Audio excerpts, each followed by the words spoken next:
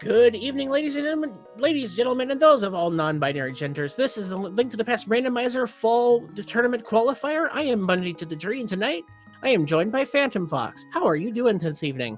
I am doing well. It's a pleasure to cast with you today, and we've got a good race lined up for us today in this qualifier. Absolutely. Out of a stacked field of 68 runners, we bring you a Chelsea Lynn, Swerb, Salty Fry, and Fred Coughlin. It's going to be a heck of a time. We'll be off to the races in just about a minute here. Just to let you know what we're at, this is the 8th qualifier of the possible 15. Racers will have to complete should be shooting to complete at least 5.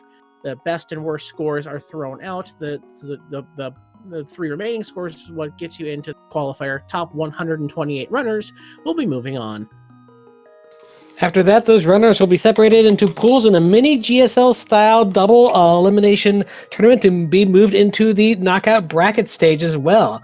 But we are going into the qualifiers right now, and even though we have a lot of people running this, we're going to just be focusing on these 4 quality runners right here. Absolutely, and as we get close to the end, we'll let you know where some of these finish after the first of our 4 restream runners finishes. We should be off to the races in just a few seconds. Anything you're hoping to see here, Phantom Fox, early on? I always like to see flippers a bit early there, but that's just me personally. All right. Yep. I always like to see early flippers. I'd like to see something interesting early weapon-wise. Perhaps we have to use the Cane of Samaria to beat blind, or something else that's going to force us to do something interesting. Or I could go full chat and say, let's have an Agaped seed, y'all. Well, those are always a treat there. Absolutely. We should be off to the races in just a moment. Get your hypes in chat, folks. Get your flags ready to wave. We're going to be off to the races and start off with our 8th of the Link to the Past Randomizer Fall Qualifiers.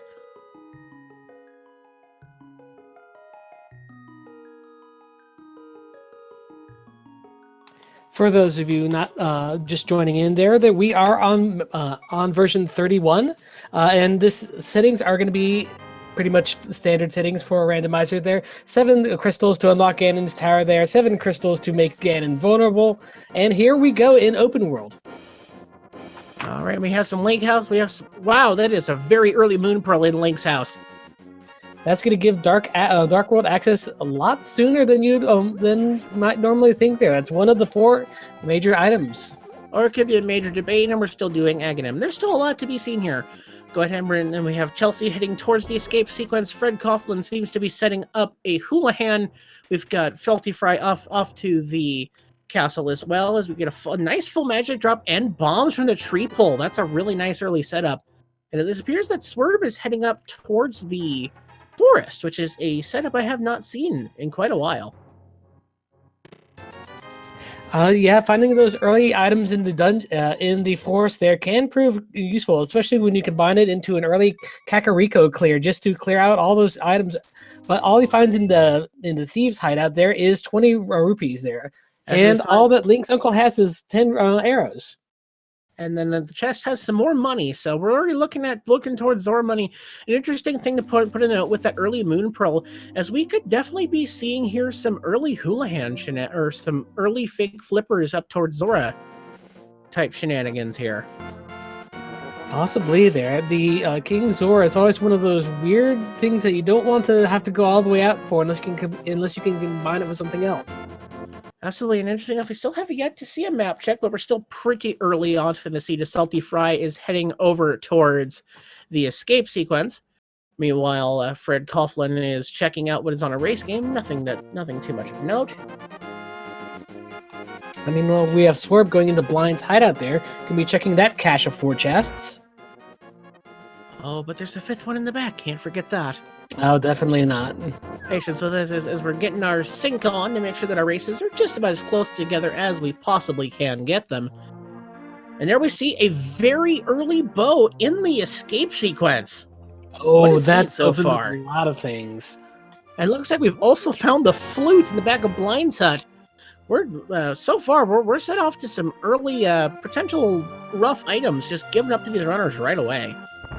Yeah, the flute opens up Misery Mire later on in the game there, and the bow just completely unlocks all of Eastern Palace and Palace of Darkness. So that's some of the major things out of the way, out of sight and out of mind, and we are on to the races. And we're off to see what our chickens are holding on to as we dive deeper into the escape sequence. That's the Magic Cape, one of the 4 horsemen of the Agapocalypse. If you're a Bob-tastic fan out there, see what is here we have here in the Kakariko. Well, Keep your fingers crossed there. It's still possible, but we'll see what happens. and we got 20 bucks from the bottle vendor. So we got some sticks, we've got a blue boomerang, and a heart container in the Kakariko. Well, go ahead on the bottom of your screen, Salty Fry is finishing out the front side of the escape sequence and finding 50 bucks that's hidden in Zelda cell, and we'll save and quit out. Looks like we've got everyone retracing each other's step at the moment there. We have Chelsea and Lynn going into the well, going to be picking up that flute very shortly.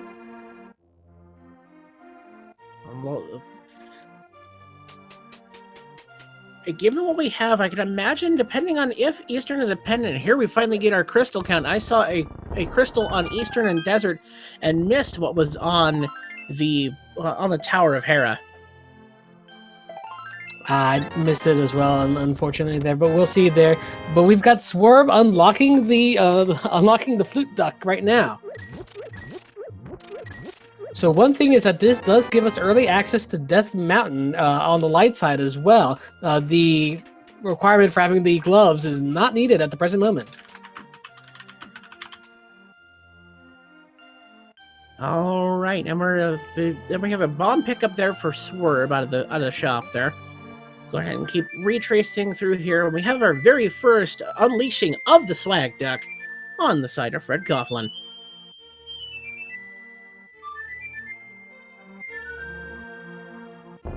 And as the goose is loose, honk, duck is a muck, we're going to go ahead and fly around this world and see what else there is to pick up in this early sphere. Chelsea also opening up their swag duck now, but Fred Coughlin has a few more things along this north edge of the world that he wants to check out before he goes for a true flight. I did not see what was on the library, but I don't know if it was anything of major import. It was just bombs, unfortunately. Nothing of interest there, locked behind boots. Alright, clearing through more Kakariko, we're going to go ahead and make our way through the forest on Fred Coughlin's side. Gets a nice nit, picks up a few more bombs to the bomb drop, and now we have Swerve heading off to the dam to see more new information for us. As we see a heart piece in the front side of the dam. Salty Fries now picked up their flute there, so they have both the bow and flute at the moment there. If Coughlin just has the flute, should be picking up his bow next time he goes to the escape sequence there, as will Swerve and Chelsea Lynn. All right, and Fred has got his Moon Pearl. We'll see which way, if he goes north or south, picks up his flute, and looks like we're going to have a south route first. Yep, they're off to 7 to pick up the dam, which had nothing really of import. We'll keep our eyes locked on the Swerve because he's going to be the first to find us some new checks. Heading onto that cave full of mini Moldorms, we'll see what is inside after we defeat those devilish things that they are. Interesting that Swerve is chosen to come in here with bombs, not knowing, of course, that the bow is available in the front of escape, though they don't know if that's much of a help against these non-cooperative type enemies. And here we are into the back. We've got 5 items here. We've got a bottle with a green potion, 20 rupees, a heart container, 10 sticks, and the lamp. That's another horseman of the Agapocalypse. Also giving us full access to Eastern Palace. Yeah, while our runners are definitely talented enough to do dark rooms without needing the lamp there, that lamp makes it just so much easier and have less to think about and also less to keep track of in logic. Absolutely, and while the advanced placement does account for the fire rod to allow you to get through the back of Eastern Palace, it doesn't give you access to the vanilla big key location, though none of these runners will have any problems getting through that, but it's typically one of the first dark rooms you learn when you really start running this randomizer. Pretty much there, and we have Swerve going into escape right now there. It looks like he'll be picking up his bow soon. I believe the second person who is going to be getting it there. Do you think that Salty Fry has an advantage being able to get the early bow by checking escape so quickly? I guess that would really come into play if it's skipped. If someone leaves escape for quite a while, say we find the rest of Dark World access in Eastern Palace area, it could take them quite a while to get back to where they want to go. As Fred Coughlin disrespects the sick kid on his way out, puts him out of his misery. I was like, "Are you just gonna give me your heart? Okay, you must be dead then. I was just gonna cremate your corpse for you." Oh boy! All right, and he goes ahead and pick up his bombs. Swerve is making the way down towards their bow. Salty Fry clearing through their stealth checks. As blocks just don't seem to be cooperating. And neither does that bird down there up there on Chelsea Lynn's side. Swerve picks up the bow. So that is the second bow in play out of our 4 runners here. Chelsea is on south side here, as well as Fred is taking his old man through the cave, and he'll be checking out Death Mountain pretty soon. Yep, we have our first Death Mountain checks here on the side of Fred Coughlin. We'll be able to see what is on Spectacle Rock inside, and looks Chelsea just kind of misses that bomb. Has to be careful with the Crab Army of the South Shore. They're not to be trifled with, as there's not a whole lot coming from the old man there. Was that the hook shot the old man gave him? I take that. Who needs hook shots when you can hover, right? Hookshot is the easy way out. Come on, man. No, that is a big find. That unlocks the whole eastern side of Death Mountain and a whole bunch of other dungeons as well. More importantly, that gives us immediate access to the right side of Death Mountain, and a bevy more checks here is going to see what's on the other side of Spectacle Rock. A red potion. Don't know if runners are going to make their way over there, as they already have a bottle with a green potion. Perhaps if it becomes inconvenient, as we see the Tower of Hera being the red pendant. Interesting indeed there. Meanwhile, we've got Chelsea Lynn fake flippering their way up to the hobo under the bridge. This is a nice play with that early moon pearl. It will give us access to the double swim, and able to actually check what is in the waterfall ferry. And I'm looking at the rupee count. I think that's 720. That's what I'm reading here as well, yes. So we definitely could be seeing an early Zora check as well. Though not fully in logic, we haven't found ourselves a glove or flippers to get us up there full-fledged, but what's Fred Coughlin found on the mountain? He's finding a paradox and a sword. Well, we've got our first S word and our final thing that says, hey, maybe it's an Aga seed, as we've got a cape, we've got a moon pearl, we've got a lamp, and we've got a sword. We can defeat Aga, but we still have a few more checks to do before we get that far. Well, this is true there. The cape does let us get past the barrier without the Master Sword. But let's see what's here in the minute. We've got a fire rod there. That is big. Quite a large bevy of early items here, but still kind of threatening that Aga play as we find the Quake Medallion, though we still have yet to make our way over to the Eastern Palace area, which we can full clear now. We can get the items that are hanging out in Sarsarilla's closet, as well as full clearing in logic the Eastern Palace. Yeah, that is a good amount of items there. It's another 3 items out of Eastern Palace that you can get. And let's see, if we have the we've got crystals on Eastern Palace and Desert Palace there, so it is always worth your time. And definitely want to make a call here, as Chelsea Lynn has found the Boots and Waterfall Ferry, it would appear. Oh, that is big. That is a sequence break through the fake flippers there, but it will unlock certain things as well, and also just give a big speed advantage. And here we found a second sword in Sahasrara's closet. That's Master Sword, Lamp, and Cape. All signs pointing Aga. And our last remaining checks in logic are the last remaining logical checks are the ones here in Eastern Palace. I don't remember if we found the small key in the front of Escape to allow us to get to the back. Though the back of Escape could be in play depending on where that key has fallen. I did not see who checked the if anyone checked the back of Escape there. I don't believe so. Well, at this point, they would have to go through the front side all the way towards the back, which could be a logical play depending on where that small key flew. But it's not Regardless, exactly the odds are getting higher and higher that this is going to be an Agassiz. There, we're going to have Chelsea then checking what's in the cave here. We have on the Lumberjack Cave just a piece of heart.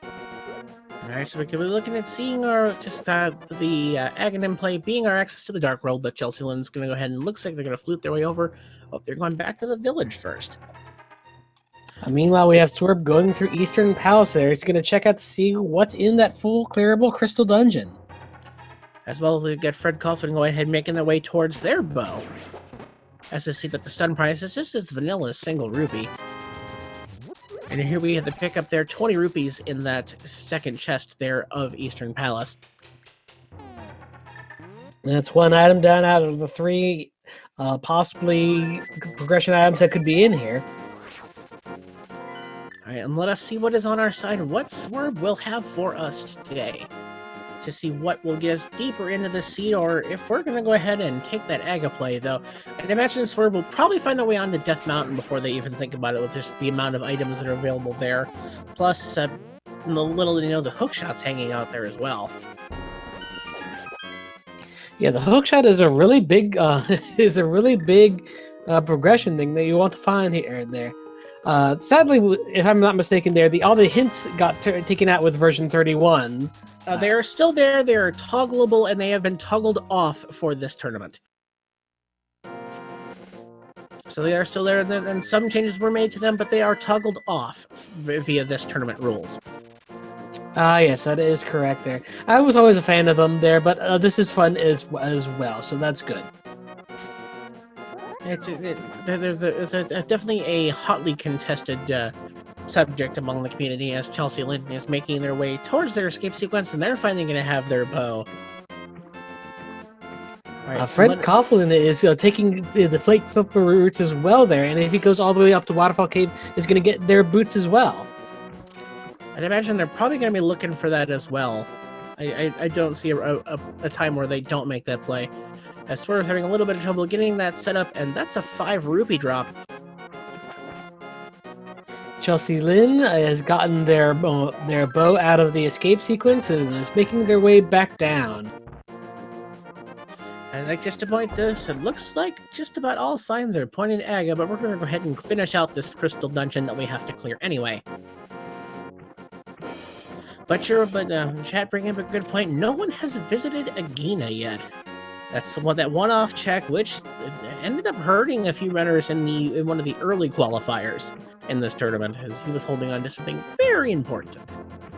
It is a bit out of the way there, so it is still possible there. But at what point do you just go like, this seed is just screaming Aga to me, and just go for it? I think at this point, most of the runners are just, after they've cleared through everything but Agina, they're just going to say, okay, yeah, this is an Agassiz. Though with the if they've picked up the boots in conjunction, if they decided to make the play for the boots, perhaps it's an easier check that way when you can just flute to 6 and then just fly over. This is true. The flute does make a much easier trip over to desert to go and check that. Chelsea Lynn's going to give that green guard a hug to send them back to the Shadow Realm. Meanwhile, Swerve almost just a little bit losing control of that Armos Knights fight, but should be able to put them down here in just a moment. It looks like Chelsea Lynn's going to go ahead and finish their Death Warp. That's the final item from Eastern Palace, and it's Agina or Aghanim. The choice is Swerves and Swerves alone. Is it the first? Is it the first person with AG starting their name, or the second person? We will find out. Is it the good wizard? Are you a good wizard or are you a bad wizard? So that's how Ganon got in the pyramid. Ganon's the bad wizard, and we dropped a pyramid on him. Thank you for picking up on that. And Swerve's going to go ahead and finish their mountain checks before they fully commit to going to Aghanim. As we see that Chelsea Lynn has picked up the Bombos Medallion in the Dark Room of Escape, so it looks like there's no small key to get us to the back of Escape, therefore it's not available to us right now. We did find the Quake Medallion elsewhere, so that is 2 medallions that are in play between all of our runners here. We have still not found the Ether Medallion, the Yeah, the Ether Medallion. So we have to see which medallions are required for Misery Mire and Turtle Rock.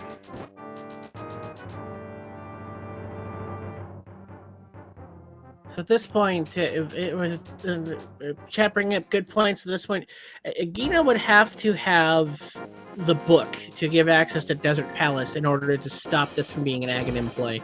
So you're looking at one item out of a massive pool. I don't think going for anything else will be the smart decision. Or of course, the mirror would give access to Hera. I suppose the hammer would as well via the hook shot. That is true. There, you could either get gloves. If they would require both items in District Palace to be progression items, if I'm not mistaken, though, is that correct? I'm sorry, I missed that. If Agina has the book there, that would, and to not be an Agaseed there, both items in District Palace would have to be either both progressive gloves or a glove and a hammer, if I'm not mistaken. Well, a hammer would have also given them a hammer or mirror would have given them access to the Tower of Hera, and that'd be kind of a convoluted chain. But I think I do believe that it would take a lot for Aghanim to not be the proper play. All right, we've got Salty Fry being the first into the Tower of Aghanim. So let's see what is in the Dark World once we get in there. Anyway, their Salty Fry hot on their tails, so we're going ahead and clearing through the mountain, and Eastern Palace is on Chelsea Lynn's radar. Though I do believe that I'm not sure that Fred Coughlin actually made their way down to the bow. Gonna have to see when they actually toggle their screen again. Yeah, they have not been down to the front of Escape, so they're orphaning one of the two progressive bows. That is a big thing there because the bow just has so many things locked behind it there. I'm sure they'll check it out eventually there, but if that gets forgotten about, they're going to be searching for that for a long while. It has to wonder though if perhaps I did not realize that bow 2 was on the Lake Hylia Island. So therefore that one's not going to hurt them quite as hard unless that mirror is locked. The mirror could definitely be locked behind the bow though. It could be on the Helmasaur King right now. That isn't entirely possible at this point. So we're going to have to see how this all plays out. We've got Swerve taking the Spiral Mountain route here. Only get some bombs out of it. But we've got Fred Coughlin heading into the Agra fight right now. All right, so Chad, get those guesses on here. How many blue balls do you think we are going to see today? Any number, between 1 and 15. Well, we've got one right there, so let's see how many more we have coming towards us. All right, meanwhile, Chelsea Lynn is finishing out Eastern Palace. Salty Fry coming up the tower. Swerve making the way towards Ice Rod Cave. We're getting ourselves a lightning phase.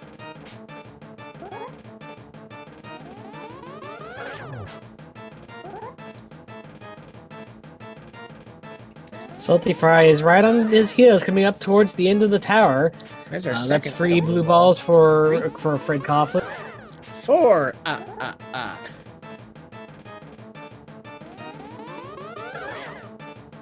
Oh, 5. Yeah, Aghanim is not playing fair today.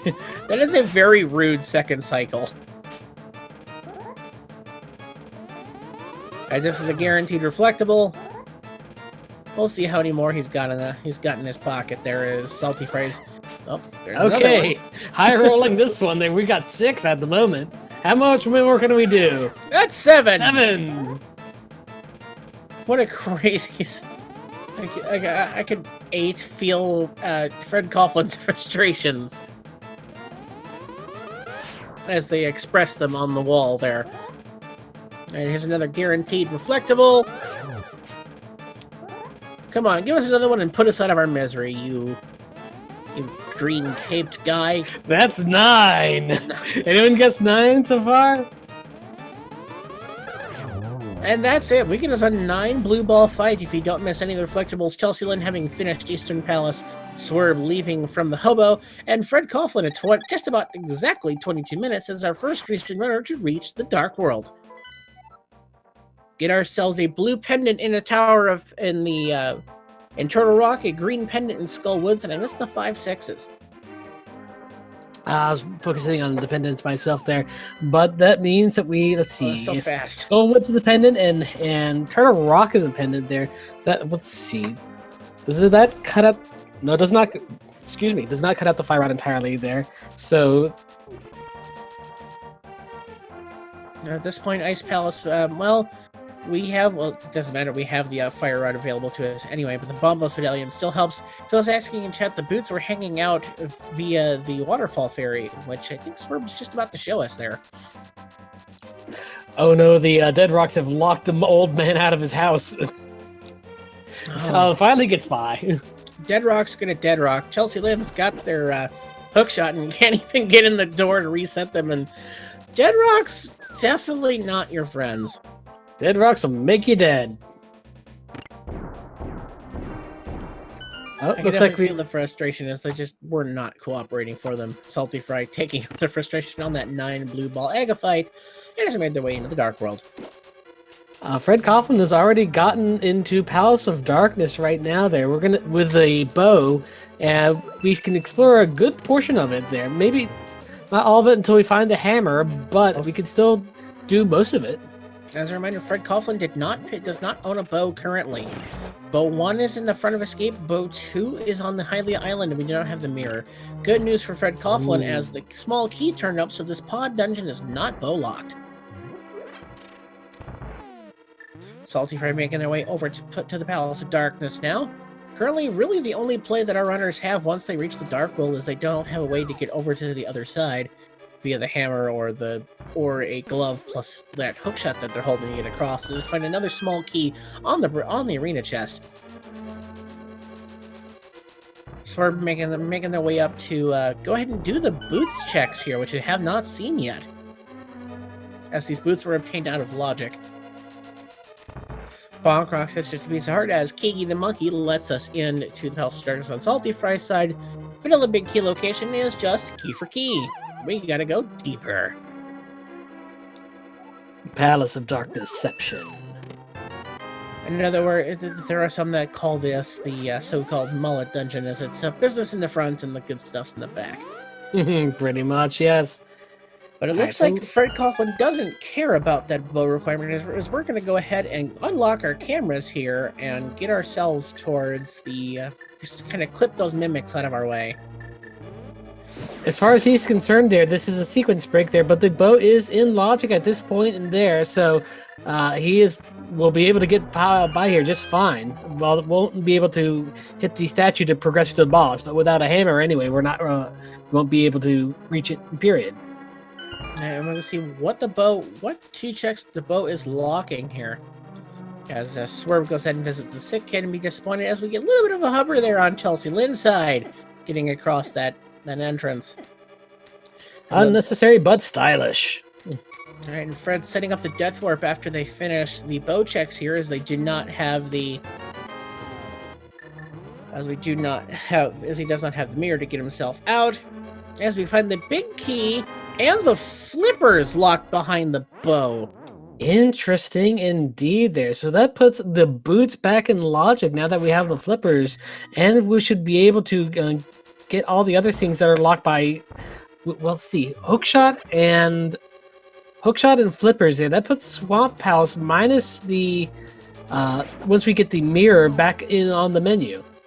And there's one thing there's one interesting bit of logic that comes into play having seen that.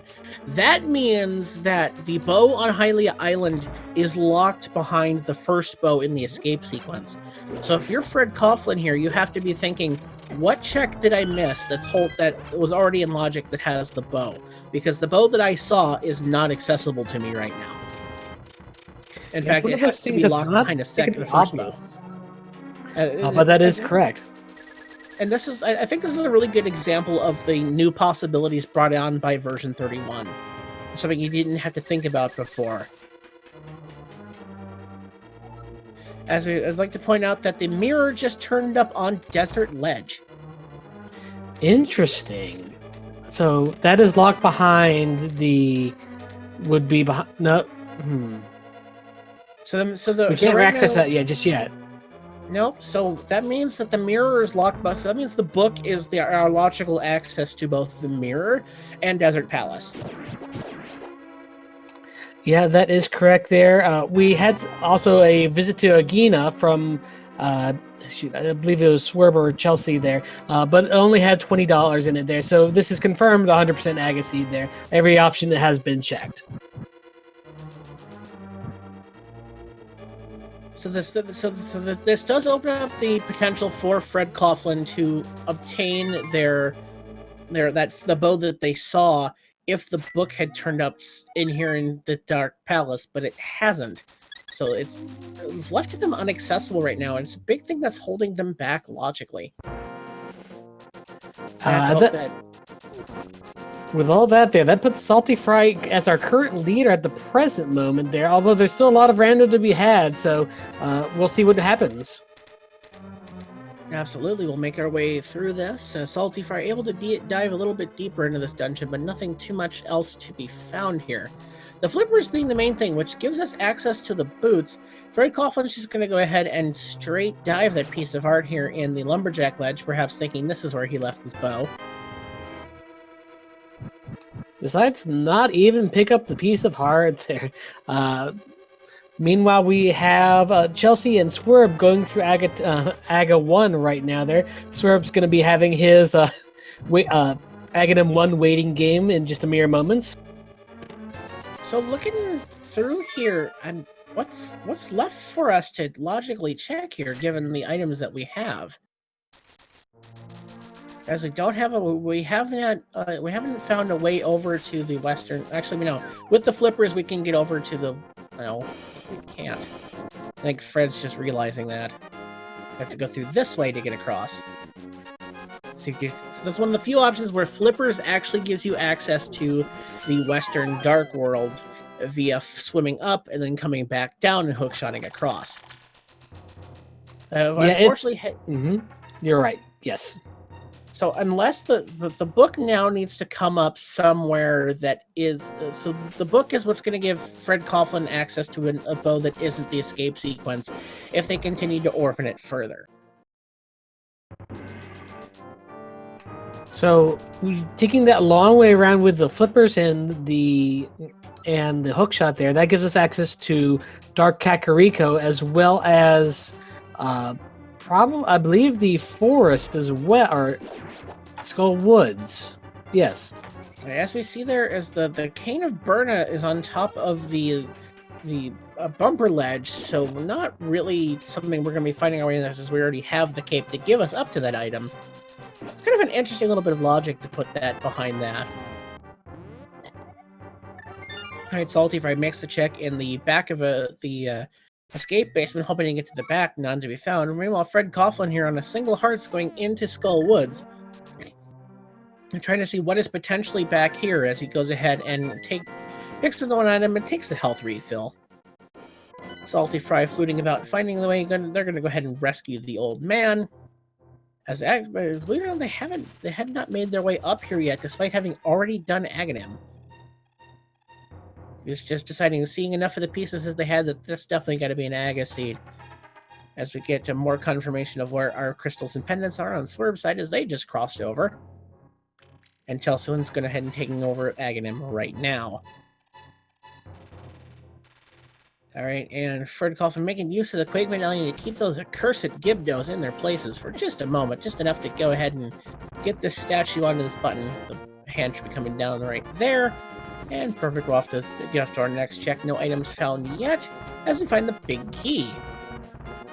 And Fred expresses his displeasure as he waits for the Wallmaster ride to the front door. It's almost a little bit of a fetch quest there, because that's just a one-off key. Boss key is not required to access the boss in Randomizer.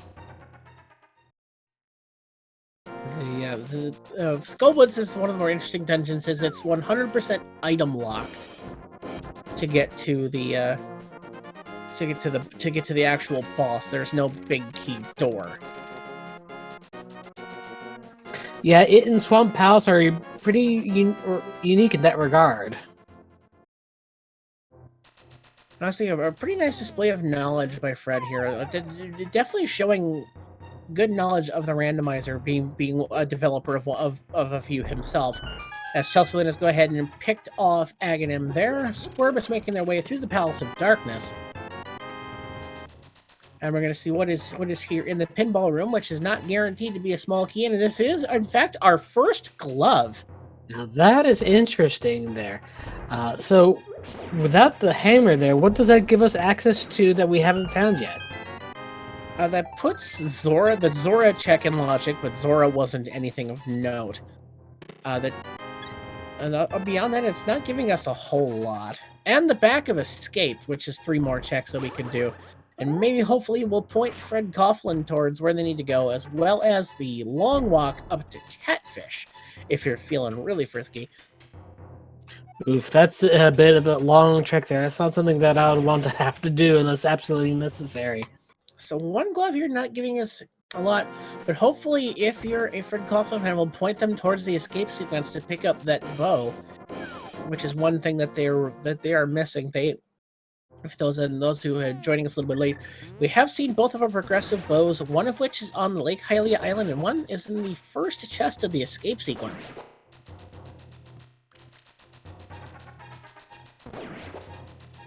Well, we've got Fred Coughlin. They're getting almost all to the way to Mothula right now. He'll be heading into that fight in just a few rooms. That will be his first dungeon clear.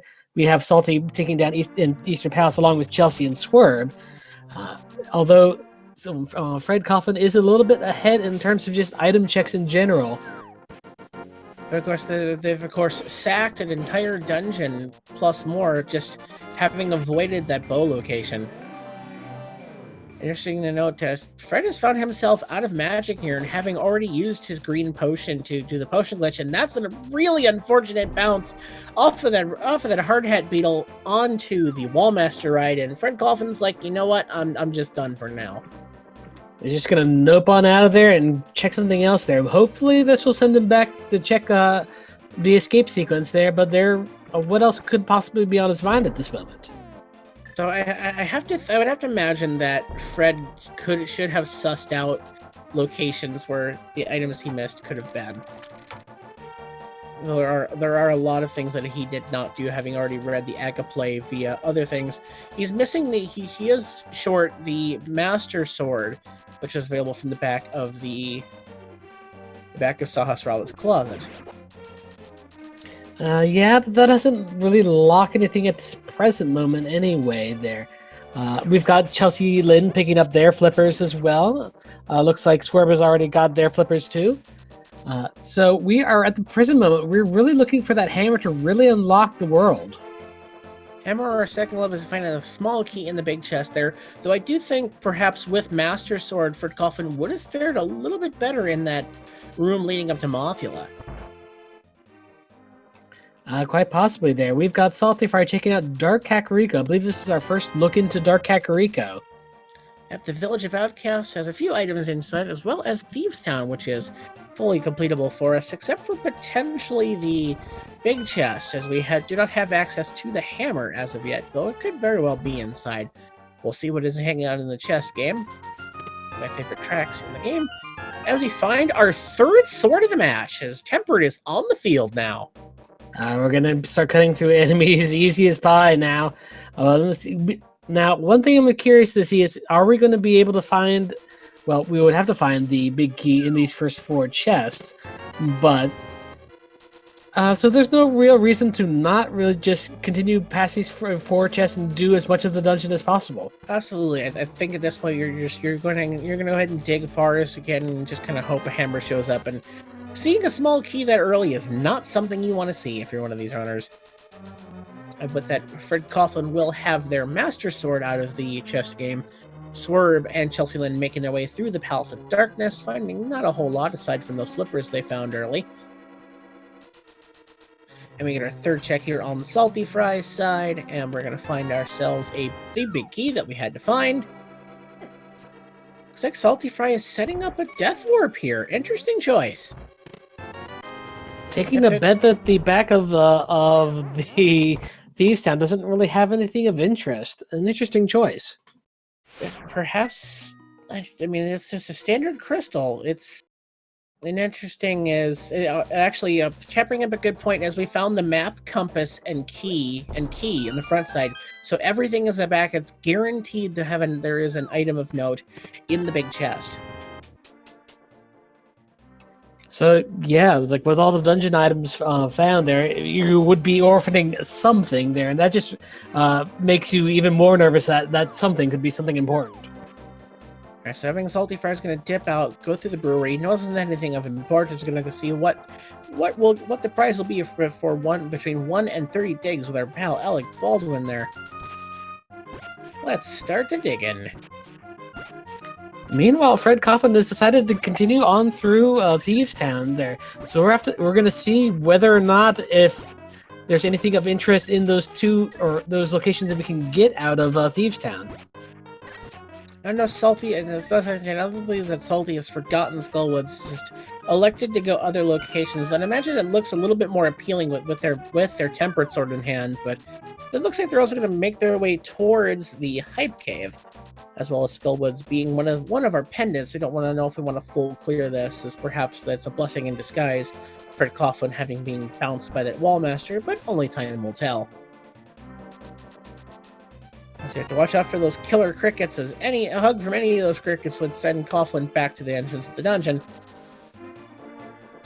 Yeah, we're still on Greenmill right now there, and Dark World enemies are no joke.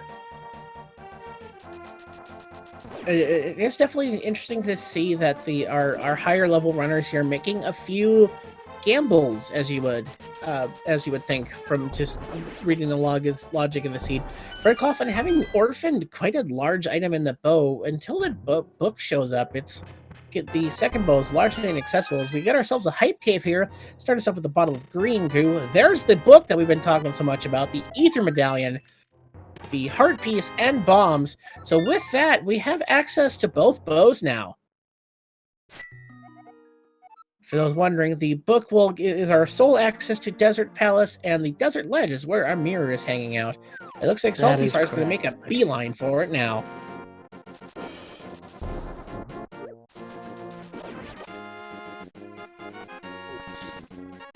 Interesting that they are choosing to walk it out when they have the flute.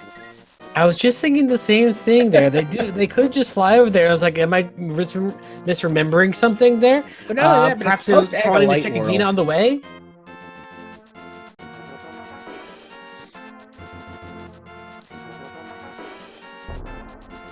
Man, as we just saw, the mirror was there on the ledge, and we're going to go ahead and take a look. It's in a book. It's Desert Palace.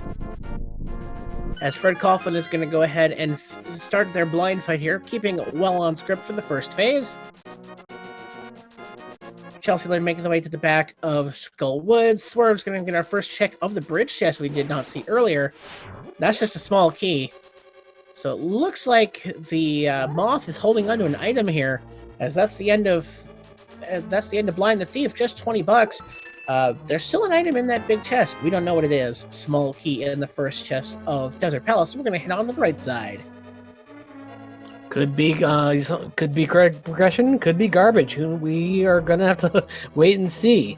But that is Fred Coughlin's first dungeon completed there, and Swerve is heading towards their second.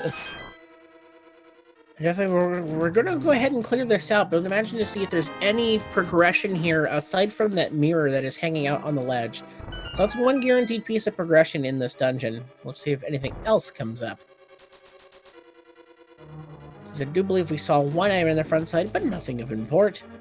As we're going to go ahead and dash across. See what's hanging out on the torches. We've got these boots that'll let us knock that item loose. And that's just 10 sticks. Thankfully, with the boots, it does not become a sticky situation. So thankfully, we now suss out that there's nothing really in that big chest that we have to worry about. So Salty Fry is going to make their way over, as Fred seems to be spelling something out for us. Hi, Fred. How are you tonight? I hope it all goes well for us all. As then we pick up the mirror for Salty Fry. So that is our first mirror pickup of these 4 runners here. So we Swerve picked up it was the green pendant in on Mafia there, so that does unlock Sasha's Rala's pockets. So did you see what dropped off the mall? It must not have been anything of major import. I believe it was just 20 rupees. Since our second item out of Skullwoods, we'll see if that green pendant comes into play. Gonna get ourselves a make our way through the fart cave here just for $20. Salty Fry gonna head and see what they can get from their mirror. That does unlock the cave south of Grove there, as well as King. We should be able to get into King's Tomb now as well, if I'm not mistaken, and Graveyard Ledge. I just have to go the long way about getting through that dark world. That's a long, kind of a obnoxious walk, but it's things that we have to do. All right, looks like we've got Fred Coughlin picking up his items from Hype Cave here. As Chelsea Lynn goes ahead and finishes off the moth, Salty Fry is going to make their way onto the north side of the dark world. They are going to mirror and imagine check the graveyard ledge here, and they did not, however, pick up those gloves that we found. Interesting indeed there. So we'll have to see how that turns out. So Fred Coughlin definitely has himself set up in a fairly decent position here. All right, we're going to see what is hanging out in King's Tomb. We're still looking for that, the big item that big ticket item we're still looking for is the hammer. At this point there, what item locations do we have left to check there? Oh, we've got another gloves here. So that is a Salty Fry just picked up a pair of gloves from the King's Tomb. So that's one, that was one gloves there. So we have access to Titan's bits if we know where to look. Absolutely. So it would be interesting to see where else is.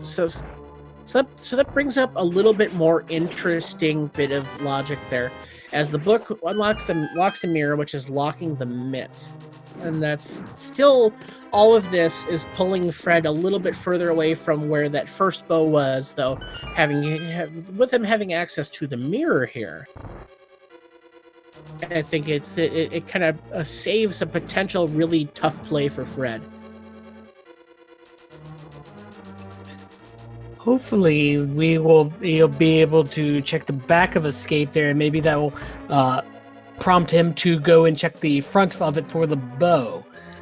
We've got Salty Fry checking the back at the moment right now.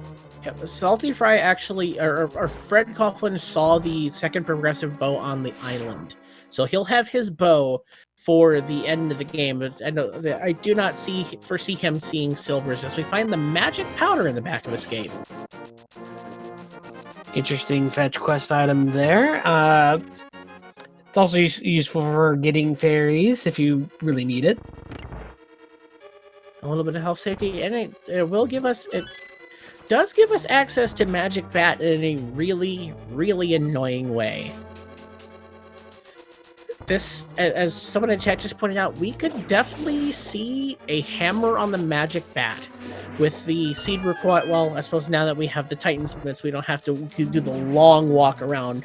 As of course, when Fred Coughlin will make their way over to the King's Tomb to find the Titan's mitt. As it was the single arrow hanging out in the brewery. Meanwhile, we have Swerve going through Thieves Town, checking out what's there. Chelsea Lynn is in Dark Kakariko, making those checks there. Has not finished into Thieves Town just yet. Salty Fry is going into and not finding anything of interest in that chest in Thieves Town. While Fred Coughlin is making quick work of I'm blanking on this boss's name. Shoot. The Landmolus, and that last shot just did not quite connecting for Fred. Gets the map that we have to find, and that is the end of that. That is crystal number 2 for Fred Coughlin. There we go then. Yeah, I had Twin Mold on the mind there. I was like, this is not Twin Mold. That's got a different name. You're a few games ahead of us here. But Salty Fry should in a moment have their Titans mitts once they find it in here in the Skull Woods. Meanwhile, Fred Coughlin, I'd imagine, is going to be making a beeline. Going to go ahead and do what they can to get to that bow that's hanging on the ledge. Once he figures out how he's running through his head here, trying to figure out how he wants to get there, or just see what else he wants to check. It's just I'd imagine that the early bow skip kind of messes with your thinking there, because you go there and you see, okay, there's a bow on this ledge. I sequence broke past the bow and pod and found the flippers, so there has to have been a bow before I reached the flippers, which gives me access to that bow. For those asking in chat, the two progressive bows in this seed are on the Lake Hylia Island and on the very first chest of escape. And Fred is going to go ahead and check the ether tablet here. Hold our swords to the heavens and be blessed with blue mail. That definitely helps out with the defense things. Darkhold will not nearly hurt as much there. We still have a good amount of heart containers there, but Darkhold enemies will still chunk through that easy as you please. All right, and Salty Fry going ahead and taking care of the moth there, picking up their green pendant, which we have still not seen the turn-in of. Fred Coughlin making the dive into Pendant Tower of Hera here. Ooh, that's going to be a risky play. We do have the boss key, so you can go all the way up to tower if you choose. And it looks like Hera pot may not be required, but I think Fred, having seen the key, is just going to go ahead and do it anyway, just for a little bit of speed if it's done well. Yeah, that will warp him a good halfway, 3/4 way up the tower, if he can pull this off. And so unfortunately, took it a little bit of a stream lock up there just as we get through that.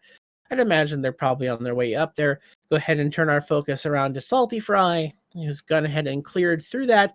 And he's got his book, and he's outside of that. We're going to get ourselves a pedestal read. Hello, what we got here today? Ah, just the hard piece. Unfortunate. Dude, don't we all just need a little bit of love out there? Just a little bit of love and a little help from our friends.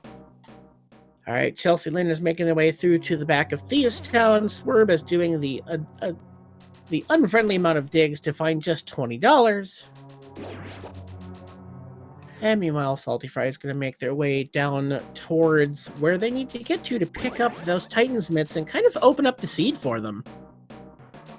Pretty much there. And now, so on the slide there, Swerve has defeated 3 bosses and cleared 3 dungeons right now there. So in terms of crystal count there, they're tied with Fred Coughlin there, but is ahead by having the bow. That's one thing that's kind of the major outlier, is just where that bow location has led. All right, looks like Salty Fry's going to go ahead and check the big chest before putting themselves into the pinball room.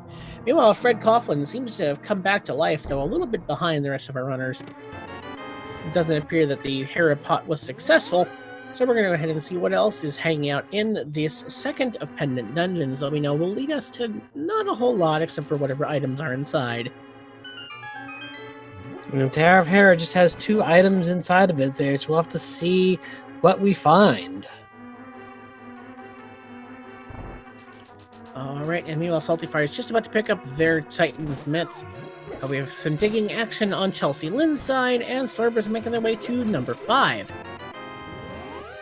Salty Fry picks up their Titan's mitts now. That's the first person to have Titan's mitts. And I do believe the Tower of Hera is just spitting out some blueberries, so Fred Coughlin's out and now has to be pondering, where did I miss something? And I think he's just sussed it out. He's heading in that direction. It's castle time, ho! Meanwhile, Salty Fry is back in the village of outcasts. They're gonna go ahead and make the check on the sick kid, which I think they've neglected for now. Those I can check, the hook shot was on the old man. Fred decides not to go to escape like we were hoping that he would there, and it's looking like he is going towards... Where is he going towards? He's going to pick up his bow. Oh, that would make a lot of sense, yes. With the mirror in play there, you can pick that up now. You just have to go a bit of a roundabout through there. Kind of interesting, and one thing to point out, the green pendant was turned in just for a piece of heart. Ah, shame. All right. So Fred Coughlin now has his bow there. Having the silver arrows is not a big problem for runners of this caliber. But Fred Coughlin is now back in the game in terms of going to any bow-locked areas. And it does put out an interesting little bit of potential progression. It does give them potential time back, because he's now completely avoiding the dip of that entirely. He's gonna give some time back here to Salty Fry on just having to do Eastern Palace, which he's already done, while Salty Fry chases down some of our overworld locations here, going ahead and taking Jeremiah the Bullfrog back to become a gnome, or to become a dwarven craftsman. But what kind of craftsman will we have today? I'm personally fond of the breadsmiths, but we'll have to see.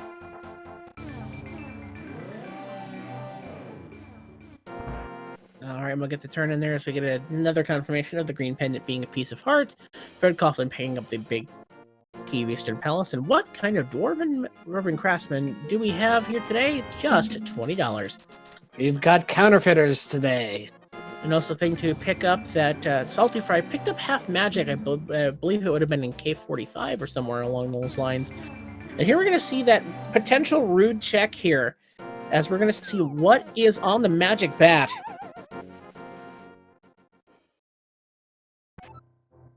Alright.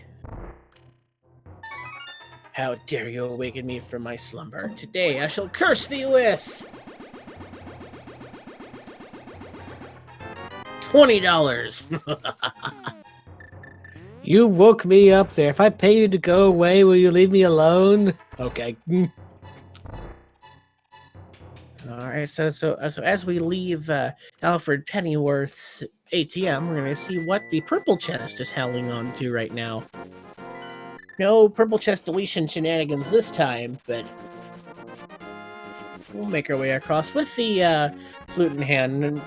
There's no necessity to set up any of the shenanigans, as we, of course, deal with Post-Daga Lightworld to find, hey, yo dog, I heard you like fetch quests, so I put a fetch quest in your fetch quest.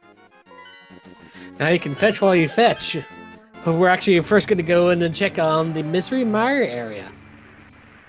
So one thing to note the chat's brought up is that has kind of orphaned the Bombos tablet here for Salty Fry, which is in logic and is a potential hammer location, but we've got two more here to check in the Mire Shed, as well as in the Checkerboard Cave.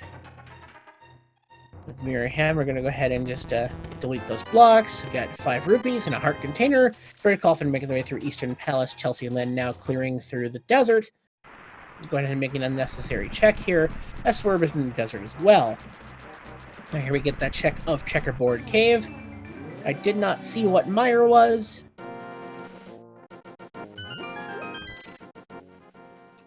But we will see what Checkerboard Cave is, and it's just a piece of heart there, so nothing in the overworld of the Mire area, unfortunately. So Mushroom.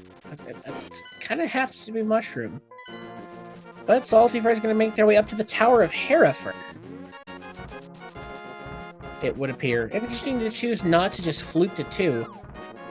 Yeah, that's what I would have thought there. I mean, if you're fluting around anyway, it's just right there along the way. It's kind of and chat bringing up a good point. It's kind of a rough spot. With the way that items have laid out, you'd have to either go through. On one mirror portal, you have to choose whether you're doing Magic Pack or Bombos Tablet, because you just kind of lose your mirror portal. It looks like Salty Fry is going to go ahead and go to the Dark Death Mountain first, as we do have access to Super Bunny Cave as well as Hookshot Cave, so a bevy of items up north here. Yeah, that's a good amount. I think there was picking up the Titan's mitts earlier there. That's what got us to Dark Death Mountain. And let's see if it pays off. Alright, Swerve has made their Bombos check, And then we've got 10 sticks and $100. Fred Coughlin has made quick work of the Armless Knights. Chelsea Lynn heading back towards Landmolis.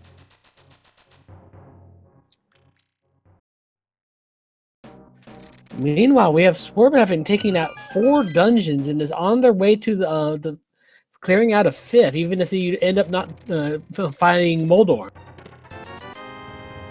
Alright, so here we go, making our way through Hookshot Cave. See what else we've got there. And there's her hammer. Have the hammer. Hammer in Hookshot Cave, a well-crafted play there. And there's the Cane of Samaria. And with that, at 57 minutes, that's go mode. I believe you're right there. We've got Pendant on Turtle Rock there, so Ice Rod is not needed there. Nothing else is required. So yeah, we are in go mode. You're correct. All right, we're off to the races here, folks, as we're heading into go mode. All right, with that, Salty Fry, however, does have quite a lot of things to finish along their way. They elected not to finish Desert Palace or Thieves Town. So they're gonna, the gamble to save themselves from having to get the Thieves Town big chest, it may come back to bite them a little bit, as they have a lot to clear through. Though it really comes down to just looking at our 4 restream runners. Can Fred find their way up to Death Mountain? Because he's just about to find the Titan's Mitts here in the King's Tomb. So with that, if they if Fred heads up to Dark Death Mountain here. We got ourselves a tightly contested race here, folks. And not to discount the runners on the left side, you're seeing Chelsea Lynn and Swerve just trying to wrap their heads around the logic here. It looks like Swerve is making their way up towards the aforementioned Titan's Mitts here in the thing. All right, there's the Titan's Mitts for Fred Coughlin. Salty Fry just has to gun their way back towards the Blind the Thief, taking a bit more damage than they would have liked here. I'd imagine if they wanted to, they'd have to go through. I'm curious as to see what Salty Fry is still checking for here.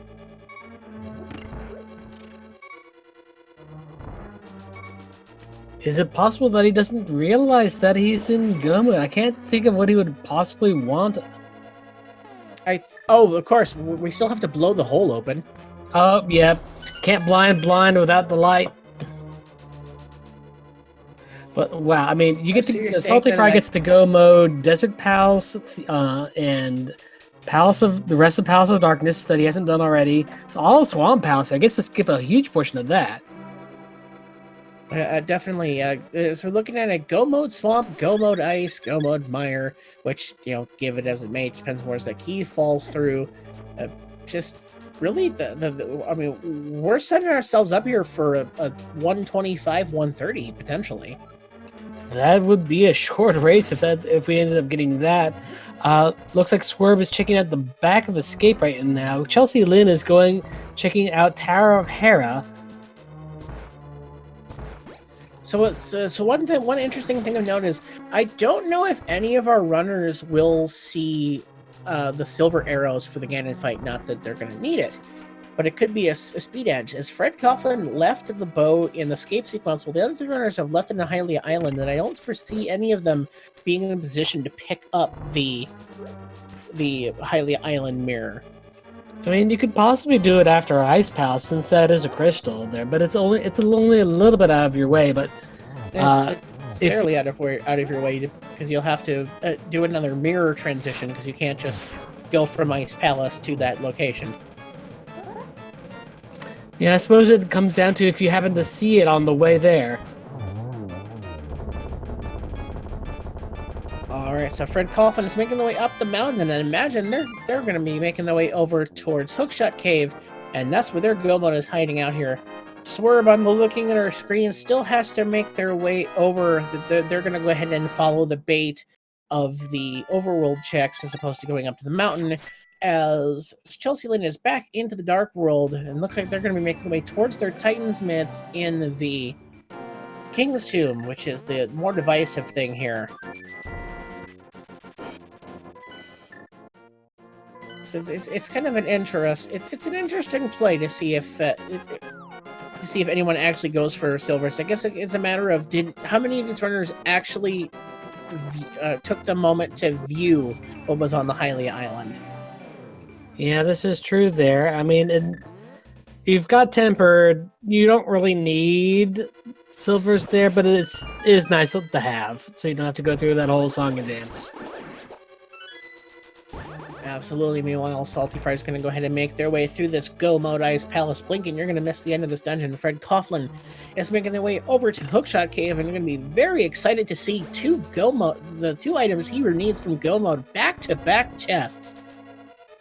And meanwhile, Chelsea Lynn treks all the way up to Catfishes, only he gets some bombs tossed at them.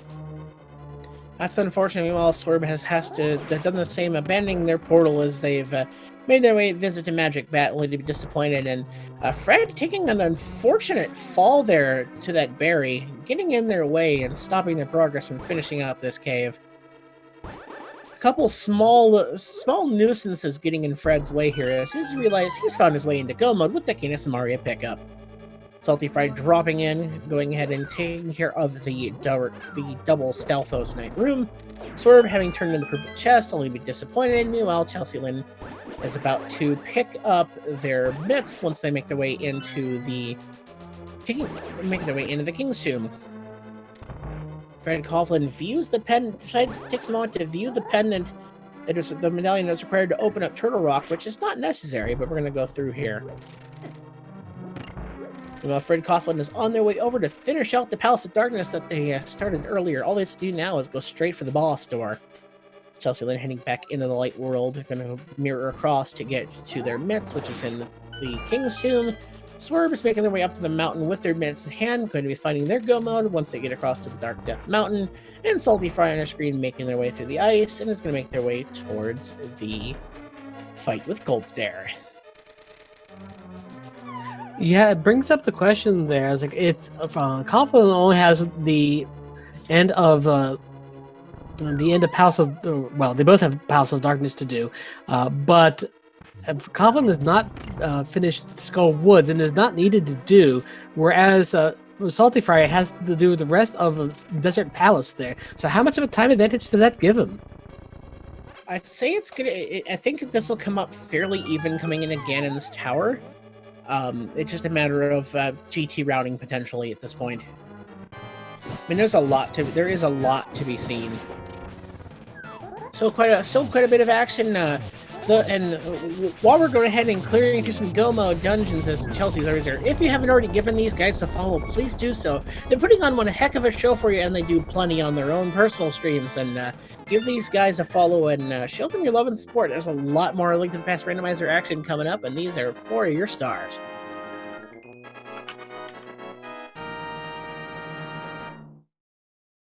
And meanwhile, we've got Swerve picking up their big items from Hookshot Cave. They've got the hammer and the Canis of Maria. So that is, believe that will, yeah, that's all that Swerve needs as well. So they are the third runner to be into Go Mode.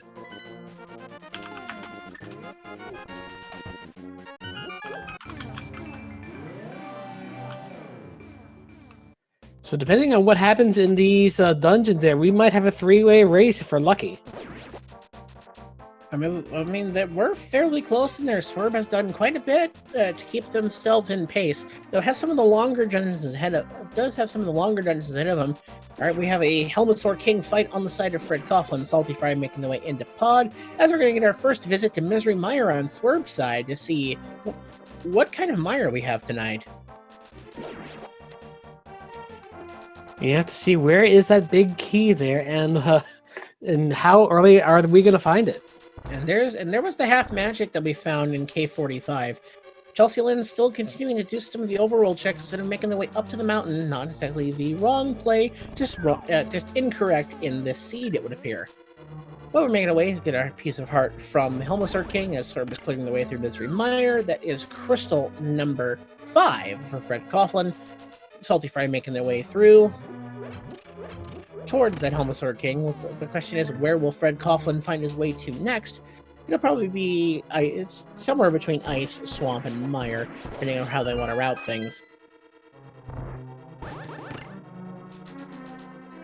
All right, meanwhile, we have Swerve there making their way through Misery Mire, going to be checking out that lonely bridge and seeing, are we going to have it the big key in the first chest? Yes, we do. We have a Godmire on our hands.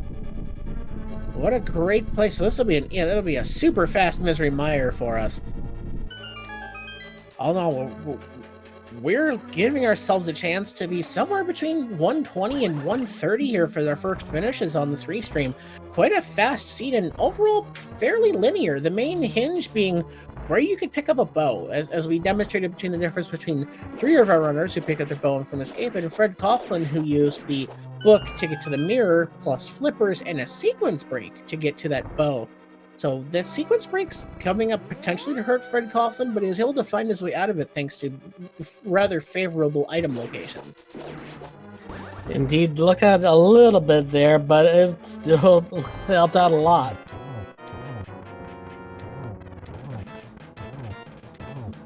What is interesting to note is with the way things are routing, Swerve, I believe, is the only one who's really set themselves up for going ice or for going swamp to ice, allowing them to pick up those silver arrows, which I honestly don't know if anyone else but Fred actually saw that bow on the island.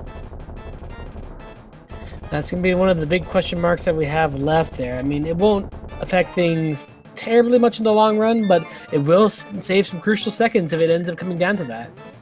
I mean, any little bit of advantage, if you can route it in, that it's something I think you go for, but I honestly don't think anyone saw it except for Fred. Quite possibly, going to go ahead and do the mushroom turn in. Still not making the way, still haven't sussed to make the way up the mountain, just trying to perhaps be more thorough before making their way up there. Meanwhile, Swerve's taking some damage on the Victorious fight, but has their arrows in hand. 1, 2, 3, 4, 5, 6, 7, 8 sticks into the eyeball, sends it to the graveyard.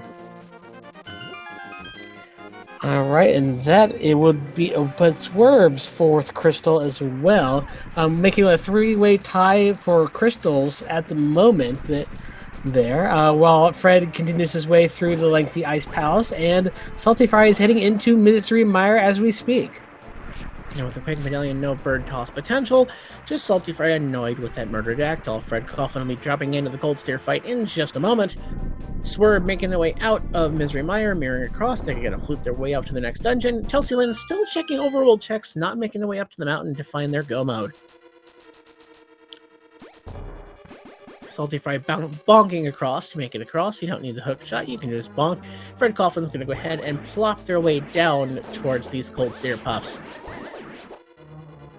It's going to be 8 shots with the Fire Rod to open up this ice case. Gets himself a nice setup into the corner, slash, and those Cold Steer puffs didn't even know what hit them. Down they go. Meanwhile, Swerve is making their way over to the Palace of Swamp. Going to just get through there as fast as possible. Don't have to worry about that left side. Don't have to worry about a big key. We're just going to grab the 2 small keys and head straight toward the back.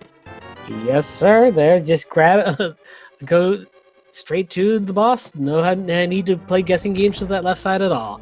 It's always a great boon when you don't have to play that guessing game. Absolutely, and Salty Fry will be excited to see this Godmire in front of them.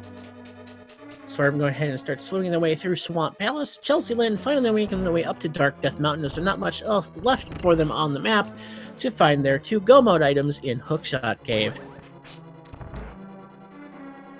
Just kind of give a run as we clearing our way through these go mode dungeons. Let's kind of turn the clock back and see how this seed started. We found ourselves a Moon Pearl right away in our house, and walk up to the escape sequence. The escape sequence was our first bow. As we cleared through the world, we found ourselves the lamp, the cape, 2 swords, and told us that, you know what, you gotta fight a wizard. 9 blue balls later, and we're on our way into the dark world. You go through the Palace of Darkness, you find the flippers locked behind the bow. Take those flippers to get you across the island. You can make your way all the way around. You find your first glove in Skull Woods. You go down to the desert go down to Hype Cave, find yourself the book, gets you into Desert Palace, which gives you the mirror via the ledge. which then allows you to have your mitts, which gets you up towards the Dark Death Mountain, which has the cane and your what's the last Hammer. item? The cane and hammer and on Hookshot Cave, and of course we had to pick up a few swords along the way. All in all, a fairly linear with, of course, a dip to the old man who had your spring shot. Yep. So a little bit of confusing early on with that search for the hammer there, but once we've gotten all the items there, we've got a nothing but open road ahead of us.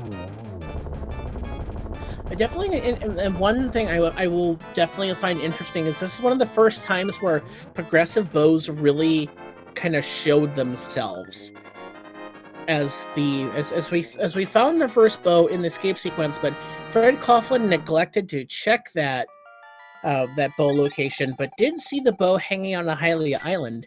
So the sequence broke past that bow in the Palace of Darkness, only to find the flippers locked behind it, meaning that the first bow locked the second bow. Yeah, I mean, it sort of doubles the chance to find the bow, assuming they're both in the accessible locations. So it really worked out for Fred Coughlin. If one thing, a sequence breakdown could have potentially burned him, ended up shaking out with the rest of the items. All right, and Swerve takes down the Swamp Palace and gets the ice rod that we don't need there because Turtle Rock is a pendant. I mean, if nothing else, it just gave us that extra little bit of manuing efficiency, right? Yeah, we got the shovel from Cold Stare there, so it looks like the bosses are running unnecessary items as a theme today. Are we sure we didn't set this on Ambrosia? I'm pretty Possibly. sure we didn't. So, Right, now the question is, who's going to be holding the bug net? Didn't we already see that? Or am I imagining things? I'm imagining things. Anyway, Fred Coughlin making their way back towards Argus. Salty Fried taking away towards the Land Molus fight. Swerve is going to be our ones to pick up the silver arrows here, which may give them a little bit of more time in here. We'll see how much it comes to benefit them in the long run, though I still think Salty Fry and Fred Coughlin have a fairly commanding lead in at least on the execution-wise, as we get almost synced crystal pickups there for Fred Coughlin as he gets his ice rod is a little bit of a, hi, how you doing? All right, so that is 6 crystals for Salty Fry there. Fred Coughlin also has 5. Yep, that's 5. I can count. No, he has 6. They just picked up Swamp Palace. And the Swamp Palace will just light up there, and that's number 6. So now we're gonna see what comes up faster: the Go Mode Swamp Palace, or the Go Mode Misery Mire, and that's a God Mire. So I think what it'll really come down to here potentially is depending on how we route Ganon's tower, this could end up deciding the race. That could very well be the case. Yes, because this is going to come down to probably under a minute difference between the two of them if they keep at this pace. Yeah, absolutely. I do think this is a really fun showcase of just quick routing and execution. One thing to keep in mind that while Fred Coughlin is a minute ahead of where we actually see him, but we're just going to have to call it with where we are. So we're making the way through Ice Palace. Chelsea Lynn just having finished to the Palace of Darkness. Going to go ahead and make our way to their next dungeon. As we get that Ice Palace bomb jump set up by Swerve, Salty Fry picking up their small key and moving deeper into the dungeon, Fred Coughlin making their way back towards the bridge chest, where they will find their big key. It is fun to see this, just have them gunning through quite a lot of this seed. As I mean, the only real tough things I'd call here is just the fact that you had to dip into a pendant dungeon to find one of your 2 gloves. Yeah, with 3 pendant dungeons, that's usually the case a lot of the time. There, it's just a question of which one do you try and look in first. And they were visited by Fred Coughlin and at least the Though he did not complete Skullwoods as he was cast aside by a unfortunate bounce off of a hard hat beetle into the waiting hand of the Wallmaster. Chelsea Lynn's in Swamp Palace, just a couple screens behind, or making the way into the swamp. There'll be a couple screens behind Salty Fry as they make this clear. Salty picking up their key and making their way towards the back. Fred Coughlin is into the dark basement here, though it has torches on the wall. Don't ask me why it's still dark. Well, they're black lights, obviously. Good answer. Making our way through the Misery Mire, we've got Swerve on their fight with the Cold Stare here, opting for the Bombless Medallion so they can have some Fire Rod shots to take down the Cold Stare Puffs, as well as their Master, or their Tempered Sword. Did pick up the Blue Mail from the Ether Tablet, and that's the end of the Puffs there. Oh, and did we just see Fred Coughlin use that tech to lower the blocks with only one trip through that room? Yep, it appears that we have some spooky actions happening on Fred Coughlin's side. Alright, so here we have a Vitreous fight for Fred Coughlin. Salty Fry just a screen or so away from taking down Vitreous, opting for some damage boosting strats, and now just going to go ahead and slash down these eyeballs with his Tempered Sword Cape combo. Getting some free shots in on Vitreous as well. Runs on the magic there, but that's the end of those eyeballs. Now just 8 sticks into that eye, and they're going to be out. Salty Fry is making their way through, and with the crystal pickup, who wants to play a game? Yeah, it's that time again. With all those crystals there, we now have access to Ganon's Tower there. We have a number of chests in Ganon's Tower. One of them has the big key. Which one is it going to be? Between 1 and 22 locations is where we find the Ganon's Tower big key, depending on the routing of the first dungeon, the first runner to get in there. Phantom Fox, what's your guess? Oh, I'm always fond of 14, which if you follow the left side or routing, usually ends up being Bob's chest, I believe. I am a fan of the number 17. But we'll see where this falls. It all depends on which runner will make it there first. And get your bets in chat, folks. Just a little extra little fun game. Who's going to make it there first? Fred Coughlin or Salty Fry? They're almost pretty much neck and neck hitting up the Death Mountain there. Within on the same screen almost even. Sky Cabbage is just hecking Salty Fry there. Looks like Fred Coughlin's got themselves a commanding lead heading up the tower. Now it really comes down to who's going to go left, who's going to go right, who's going to go... It looks like Fred's going to go and opt for the dark side route, while Salty Fry is going for the light world route. And technically, Fred does have a minute advantage due to that freeze earlier. But this is still going to be exciting seeing it live on stream here. Definitely going to be calling this as it happens here. Alright, Salty Fry going to go ahead and pick up that. Now getting blocked by those Dead Rocks. Dead Rocks just being the least cooperative thing in this seed, having taken out Chelsea Lynn earlier, who just cleared out Vitreous, by the way. Swerve on the left side of your screen is making their way towards the Helmasaur King, and Fred Coughlin's in through the Dark World, and they're going to be the first ones to make it in, though a minute in the past. Ratio Crystal's way up high.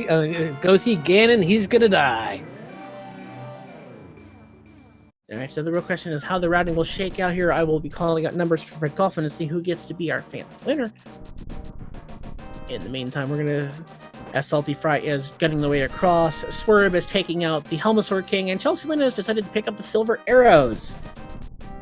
And Fred Coughlin has ascended the stairs. I'm gonna go ahead and draw the line right here.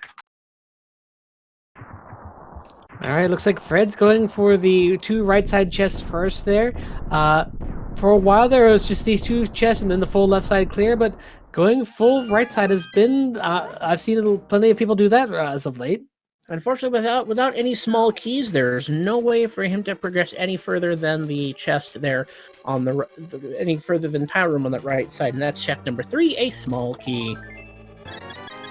Making our way through this Hammer Peg Room as we're getting the double check there on Salty Fry's side. All right, now we're making our way towards the Stealthers Room. Rest in peace, Bob. We will miss you. All right, and check number 4. We've got some sticks. Number 5, the gold sword. Nice little Not find. strictly necessary, but still good to find. Number 6, some junk we didn't need. Number 7, a big 20. All right, Fred Coffin making the way across there. Salty Fry hot on their tails, just about a screen and a half behind. Sword making the way up to the mountain. They're heading to Ganon's Tower. Chelsea Lynn taking through there. Now is number 8. Making our way over to number 9. Gets that nice little end. Oh, just a small glitch in execution on that NMG setup there. Just not quite cooperating for them. Fred's the little things just not working out Fred's way as Chelsea Lynn is making the way through the Ice Palace bomb jump.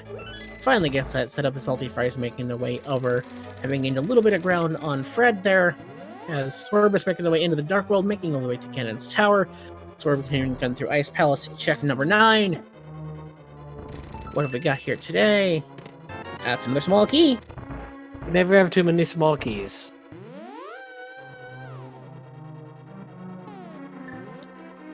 We're going to be heading through the teleporter maze over to Rando Room there. We've got 4 more chests over there. Will those hold our big key? Why is it called Randomizer Room? Well, you're not going to be here unless you're playing Rando. Number 10, the map. Number 11, small key.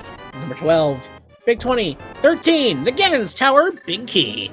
Hey, we've got the 13 on the 13th. And we'll wait till see, and we'll go ahead and I'm going to look through chat here. No bot, because we're just getting started here in the qualifiers. We'll get the bot during the knockout round. And I'd like to congratulate Games and Memes for guessing correctly. You've won yourself a game supply of randomizer seeds.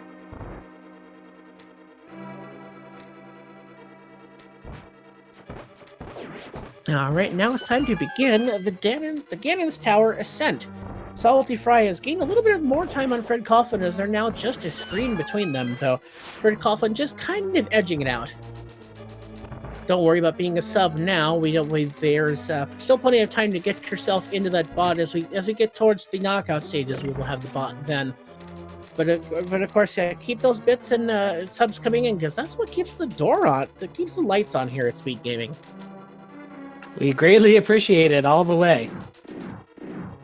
Speed Gaming is kept up by support from viewers like you. Fred Coughlin making the way up the ascent here into the first of the combat rooms.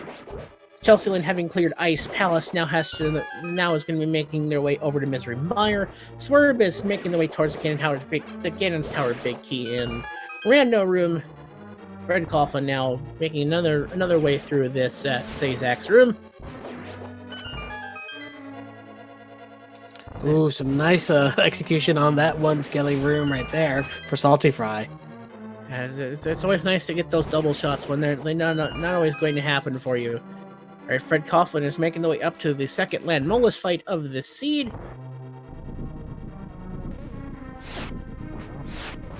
He's just opting for gold sword strats.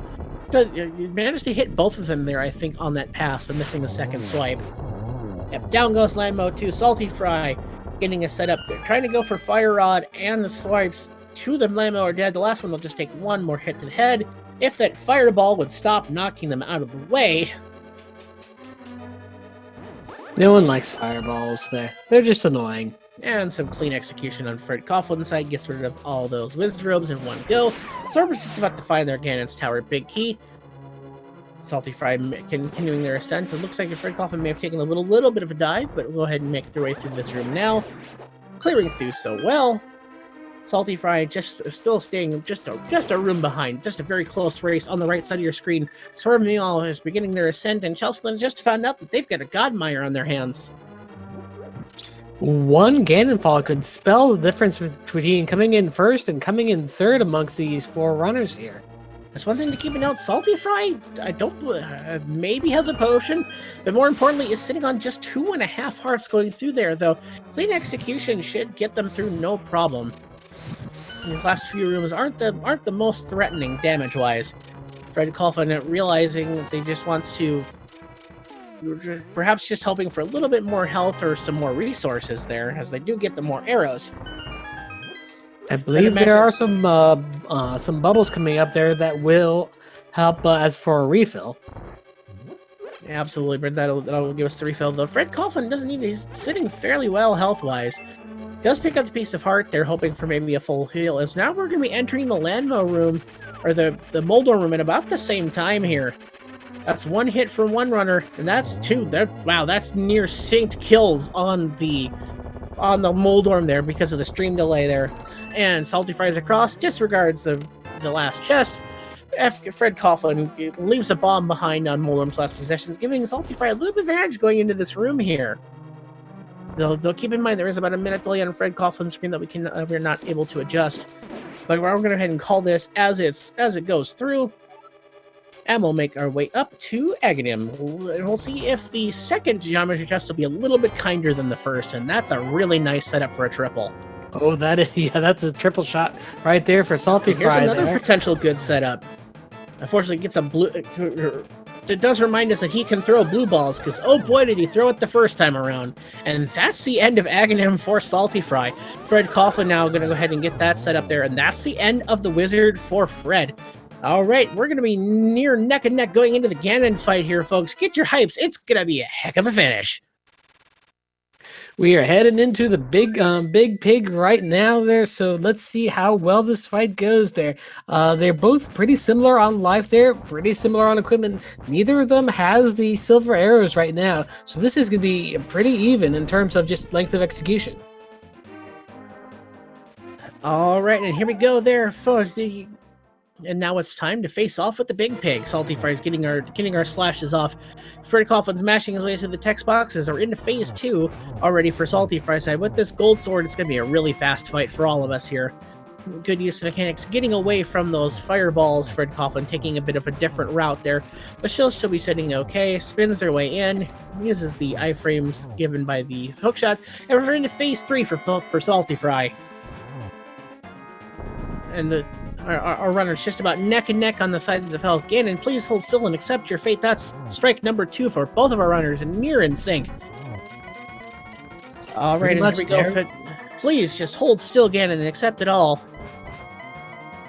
Come on, just hold still. That's strike number 3 for Salty Fry. Fred Coughlin there, also getting a third strike.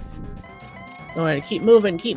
Just hold still and take this, Ganon. That's strike number 4. Salty Fry is into the final phase. Did you find that? That's an interesting hint about. They definitely found the arrows there in Hyrule Castle. We have different strats as we do get the torch glitch set up by Salty Fry. Gets that spin in there. That will definitely save some time and not having to relight both torches.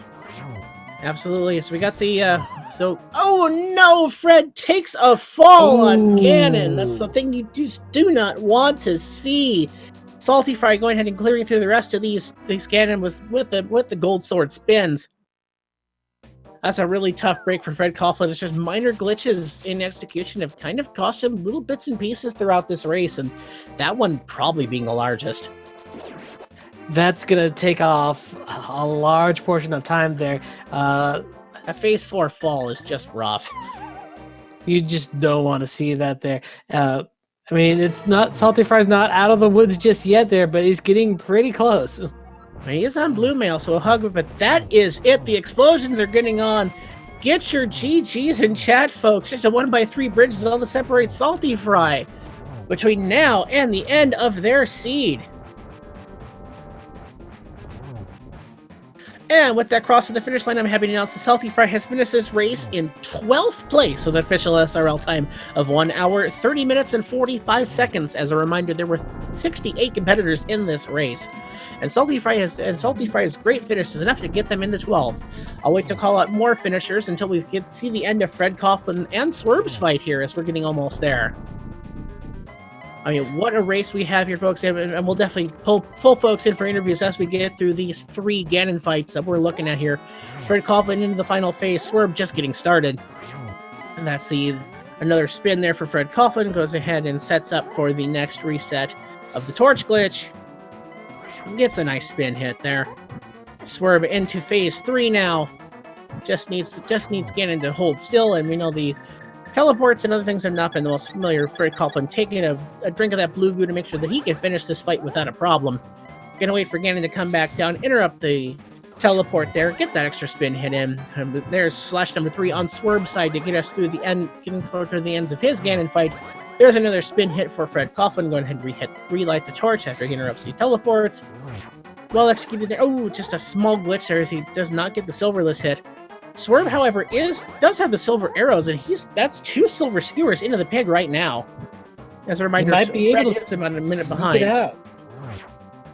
All right, that's skewer number 3, and that's skewer number 4. That's the end of the big pig for Swerve. Get your GGs in chats for Swerve, as such as the 1x3 bridge that separates them between the end of the seed. Fred Coughlin now just needs a couple more silverless hits, and we're going to be out. They're going to be out of their race.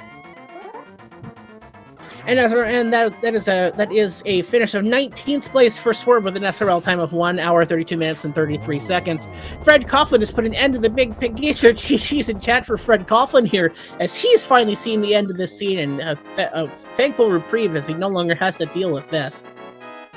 As a reminder, Fred Coughlin's stream fell about a minute behind, and I can tell you that Fred Coughlin is finished with an SRL time of 1 hour, 32 minutes, and 3 seconds. Get your GGs in chat, folks. Chelsea Lynn's just getting Ganon's Tower. What a crazy finish. And now, the moment you've all been waiting for, I'll go back over the top 10 finishers. Zero Rush finished this seed in first place with an SRL time of 1 hour, 20 minutes, and 19 seconds. What a fast time. Pete Train was behind him in second place with 1:25.20. And then we'll go ahead and name it. Third place would go to Andy. The Fear Agent comes in fourth place. New York Rambler comes in fifth place. Febreze Ninja comes, excuse me, we passed that one. So, Weighty Words go ahead and finishes in sixth place. Superman Taylor finishing in seventh. JTB finishing in eighth. Gamachi finishing in ninth. And Doomtap finishing in 10th. Go ahead and finish out the ones, and the last one that finished before our restream runner was Willard J. Bradley in 11th.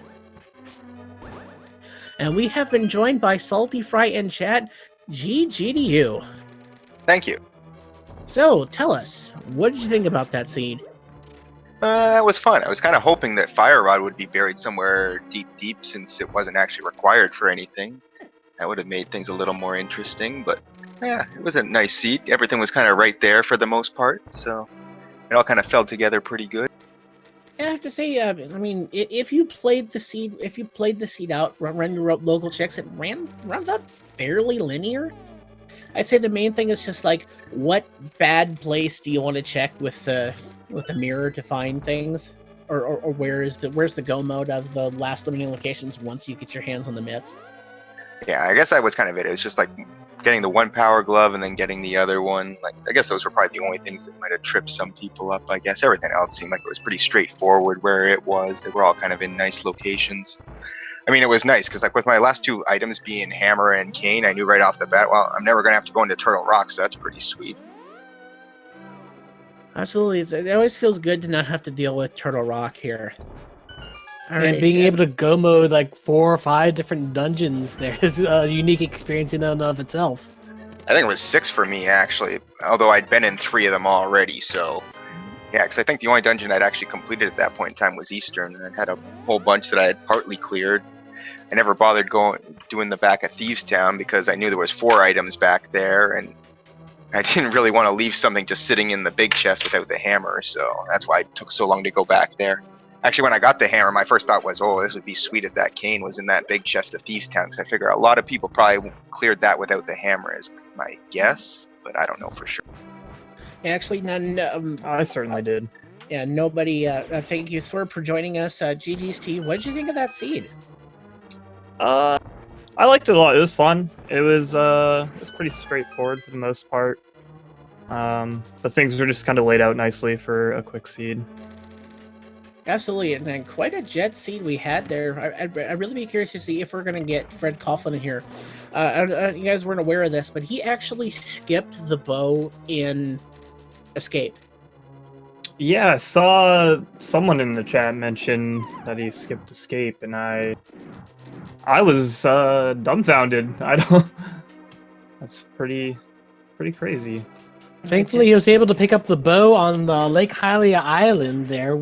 The bow being turned into a progression item there did help a lot in that regard. That's kind of interesting that worked out that way. I didn't even think about that, but yeah, I guess looking back at it, like there was nothing locked in Eastern behind the bow, and you didn't need the bow for pod, I guess. Even if you kept in logic, I think you would have got the flippers in pod. No, the flippers are Wait, bell lock. right. Oh yeah, they were on the right side. Sorry, I was thinking they were in the back. That's my bad. I'm done.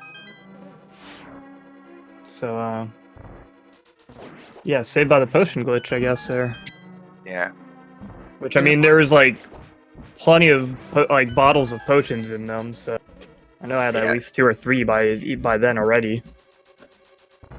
Yeah, I had a whole bunch of them that I never actually used, I guess, in the end. I think I had 3 of them that are just sitting in bottles. Yeah, absolutely. It was an interesting just that how the potion glitch came in to really clutch it out and just where the rest of the items fell. I mean, the book being in Hype Cave, which gave him the mirror, which gave him access via the potion glitch and the mirror to go ahead and pick up that bow on Hylia Island. That would have been nice to have known. I just kind of... Well, actually, what ended up happening is I went to Waterfall Cave, and I was planning on coming back around to Hobo, actually, because I didn't have enough rupees for Zora originally, and then... Oh, no, wait, I got the rupees in Ice Rod Cave. That's what happened. I don't even remember what happened now. But I was thinking about coming back around there, so I would have seen that if I'd done that, but instead I went up to Zora instead. And I never got the silver arrows, because I never saw them. That was, I guess, the one thing I left to go through. So turning the question to you, Salty Fry. This being Qualifier 8, how are you doing so far in Qualifiers, and how do you feel going towards the elimination stages? Well, this is my 5th Qualifier now. I finished first in one, second in another, and now 12th, so I'm doing pretty good overall. Well, definitely so there, with plenty of room in the group stage there. That's it's a good feeling to have moving into the last few qualifiers. Yeah, I can make a couple of more of them as well, so I can always try to improve my score a little more if I really want. I don't know. We'll see what happens. See what I got going. All right, and Swerve, same question to you. How are you doing so far in the qualifiers, and how do you feel? This is just the second one I've done so far. I got like a score-wise like an 80-something on the first one I did, which was the one on Sunday, which was a bit rough. This one will be like a low 90s, I think. So I'm feeling better about this one for sure. But this is also like a pretty, like I said, a pretty straightforward seed. There's like a huge group there of the racers that kind of finished around my time. Like basically, I mean, just a lot of people from like 127 to like 137. So there's gonna be good scores in general from this race. So I'm not exactly sure how much it's gonna help overall, but it's definitely feels better after that first race. I mean, there's a 5-minute difference between 2nd and 10th right now. Looking at it. Yeah. But thank you all. Feel free to hang out here as we're going to go ahead and look toward Chelsea Lynn's Ganon fight. GG, they're definitely a well-executed seed from there. Hopefully this the rest of the tournament will go out well for all of you. As we're going to go ahead and drop to the big pig. Dropped into the big pig. Get those first couple slashes in there, and we'll see. We'll make our way to the end of this fight. He's a giant evil pig. It's okay to get in cheap shots while he's still trying to monologue. I mean, if you don't monologue, are you even a villain? It's part of the villain code, isn't it? You just kind of have to. I'm going to go ahead and expose at you as opposed to actually doing anything to cause you harm. And as Chelsea has to be careful, they're down to a single heart here. Still have potions, and I'm going to use them. So there were plenty of potions to be found in the seed if you decided to go for it. I don't think anyone got the... I mean, all of our runners got 3 bottles, and the 4th bottle was in view with a red potion in it, but we all elected to skip that on our way through, because we don't need to go through that long drop in Spectacle Rock for a 2nd bottle. Right, pretty much there. We had everything that we needed from Spectacle, from that. So I guess one question as we go to finish the Ganon fight, how did you guys feel when you pulled the last 2 Go mode items back to back out of Hookshot Cave? That was pretty sweet, just knowing that I didn't have to clear anything more at that point in time. It was nice long gold mode since I still had 6 dungeons to do at that point, so just kind of try to figure out which ones I want to do in which order. Frankly, it didn't really matter. They were kind of all over the place, so it's just, yeah, we'll go here, we'll go. And that's Chelsea. unfortunate as we see our second fall on restream. Ganon just not being the most friendly here. Speaking of fights not being friendly, how about that Agadim? Have you ever seen an Aga 1 fight there with that many blue balls? Sadly, I have, but yeah, it was still pretty frustrating. Yeah, I mean, just when you play enough, you'll see fights.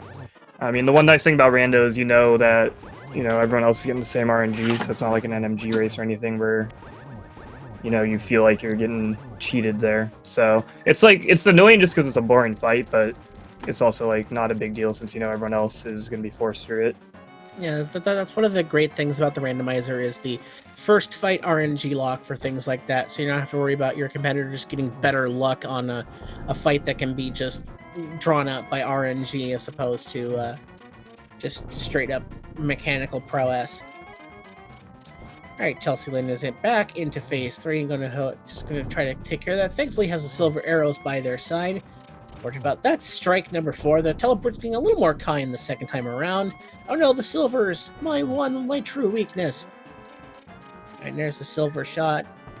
Right there. Doesn't quite get the torch glitch, but that's okay. I think that's a setup for a double. Almost a triple. And that's the that's the final silver arrow. That was way too close. Alright, get your GGs in chat, folks. Just a 1x3 bridge is all that separates Chelsea from now and the end of their seed.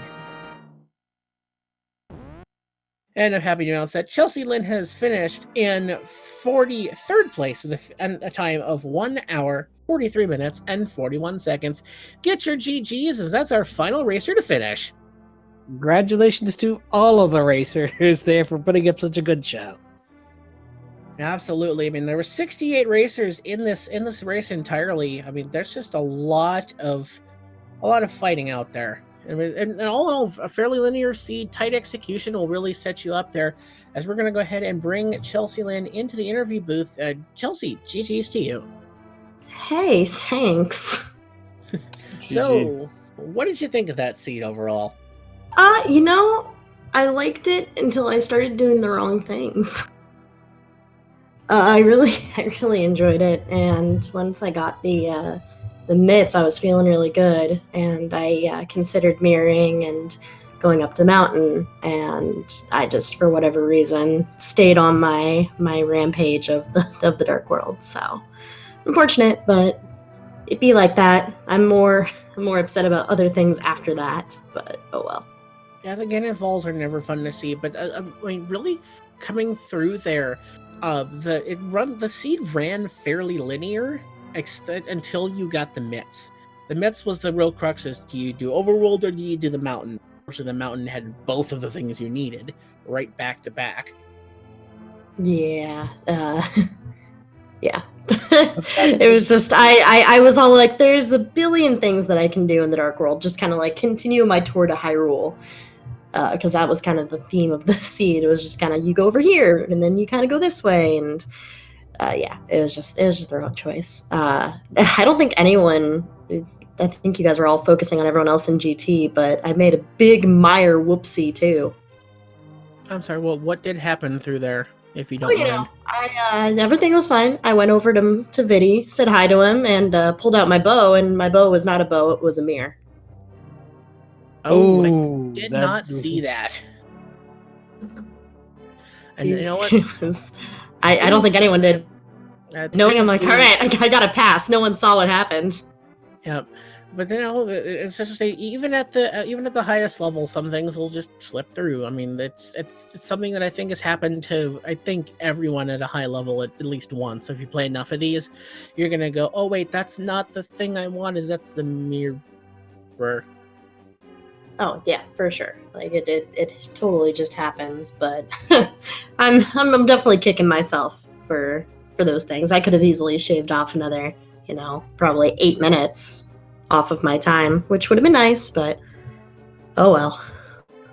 I mean, but overall, it was a strong finish through a fairly stacked field. I mean, there's a fair amount of good runners finishing in behind you and in front of you. I mean, it was a 68 player race on a Wednesday night. Definitely a fun thing to feel. I'm glad I got to be a part of it, to hang out, to go through with all of you. So, Chelsea, how are you doing in the qualifiers so far, and how do you feel going forward? Average. I was really hoping that this would be the one to kind of push me over, but yeah, very, very average right now. 0.8s and 0.7s. This was my third qualifier, so this is probably going to be another 0.7 if I had to guess. I don't know. I mean, 20 minutes behind, the majority of people. So yeah, probably another 0.7. So probably not looking great for me, but I mean, I can bring it back, I guess, if I do really, really well in my next couple ones. Absolutely. That's one of the nice things about this, is that the minimum's about 5, but there's definitely more if you think you can make more races and just want to play to perhaps improve your score. Yeah, I mean, I'm just, I haven't really consistently played this game in a while, so I'm just in general pretty rusty. So I'm doing this for fun. It's all for fun. That's the good news, is it's supposed to be competitive, but also I'm just enjoying myself and playing the game. So And it's really what this is about. I'm also glad I got one hover in eventually, just for the fun. Took a couple tries. I was shaking. There was so much pressure, and it just didn't work. But I got it in, so I'm happy about that.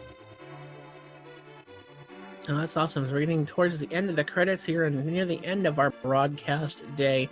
I want to thank all of our runners for joining us here. If you haven't already given these guys a follow, please do so. They put on one heck of a show for us here tonight. And there's still lots of fun things coming up here. More qualifiers to be seen here. Looking forward to what's on Speed Gaming tomorrow. We get the link to the Past Randomizer daily race at 2 p.m. That's going to be a standard 7-7. The daily race, that's on the main channel. Speed Gaming 3 will have the second daily race at 9 p.m. That's at open early booths, as we have Fast Friday.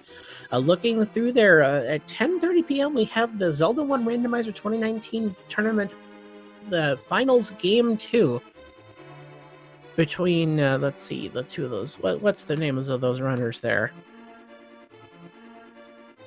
We've got RC Drone and Saituin will be playing off of this tonight, as well as we've got some Zelda 1 Metroid 1 Randomizer, as well as some Magic the Gathering Arena Historic on Speed Gaming 2. Oh, that's starting around 9. That's 10:30 for the Zelda 1 Tournament Game 2 final, as well as 11:30 for Zelda 1 Metroid 1. Some really fun stuff coming up. If you haven't already given these guys a follow, please do so. If you haven't already, give a follow to my co-commentator Phantom Fox, our trackers Magic Jade and Mind of Me. A good job to all of those other. Always feel free to give a follow to the Speed Gaming and Speed Gaming 2 through 6 if you want to see all the fun action here happening out there. Don't forget about our multiple language streams here. We have their Speed Gaming Portuguese, Speed Gaming Deutsch, Speed Gaming French, and of course Speed Gaming Espanol. If you want to see all the fun stuff coming out there as we're getting towards the end of this. Phantom Fox, anything else for us tonight? Well, again, I want to thank everyone who supported this production here, as well as our wonderful runners here for putting on such a good show here for us. And so come and see us for more of Link to the Past Randomizer Fall Tourney action. And we will hope to be seeing you in the future. Absolutely. We're going to go ahead and get us towards the end of these credits to the last few couple stats. And as I say to you, thank you all so much for watching. As always, good night and good rando.